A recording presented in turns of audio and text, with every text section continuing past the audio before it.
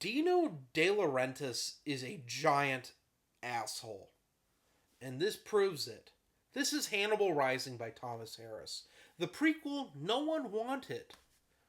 Um, I talked about how I didn't care for having Hannibal having like a in depth backstory in the novel Hannibal. Well, this takes that and to the nth degree.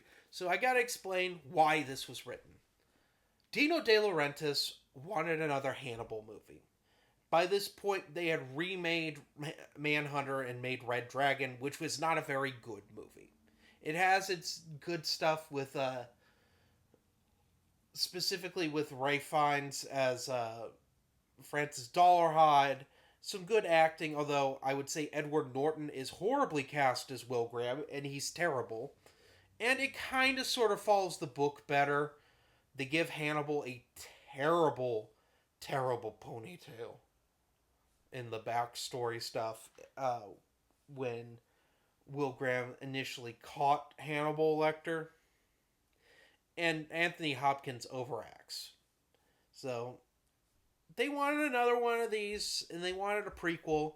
And so Dino De Laurentiis told Thomas Harris if he didn't write it, they would find someone else to do it because he had the movie rights. And Thomas Harris half-assed a book. It's called Hannibal Rising, and it sucks. So Hannibal Rising is probably the most horror-esque of all of these Hannibal Lecter books. It feels like a terrible slasher movie. So it goes from Hannibal's childhood to when the Germans' invasion of Russia, up until his teenage years in medical school, where he takes revenge on the people that ate his sister. And it is tedious, it is boring. For some reason, Hannibal Lecter has a Japanese aunt whose home was destroyed by the atomic bombs the US dropped on Japan. And she's a nothing burger character. And he really wants to, you know, bone his aunt. I can't believe I'm talking about this. It's ridiculous. Um, and Hannibal kills a bunch of people with a katana because Hannibal is the OG weeboo. That's what we wanted, right?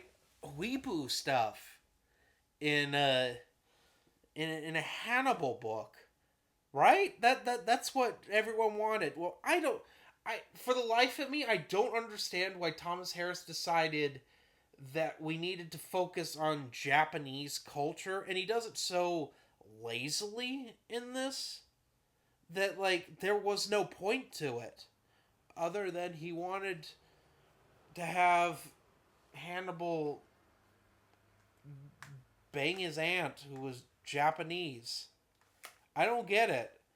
Um, Hannibal takes his revenge on the people that ate his sister when he was a child, and there's like a whole point to like this book that he has to break through his mental barrier to even speak and stuff. It's just it sucks. It really sucks. It may be one of the worst prequels I've ever read. It's so lazy. And that's what I keep coming back to. Because it's one thing to make a terrible prequel book, right? Their prequels typically suck. Let's be real. Y'all remember Star Wars Red Harvest? What a terrible prequel. It's one thing to just write a shitty prequel. It's another thing when Thomas Harris writes a shitty prequel. Because Thomas Harris is one of the best authors, quite frankly, I've ever read. Even with Hannibal, where Hannibal is a step down from the previous two books, it was at least really fun to read. This is not fun to read. It feels like reading an abridged book. There's so little detail. And like none of the kills are very inventive. There's one where a horse is used to rip a dude's head off. There's another one where a dude's drowned in embalming fluid. But the rest of them, they're just not enjoyable. Also, like, certain things are glossed over. Like Hannibal having 6 fingers on one hand, that was like a big deal in the previous books. Like, that's never talked about. Him eating people isn't a big deal to the end of the book. Um, Also, like, his aunt is just a terrible character. She does like karate on a dude once, but still gets kidnapped at the end of the book because like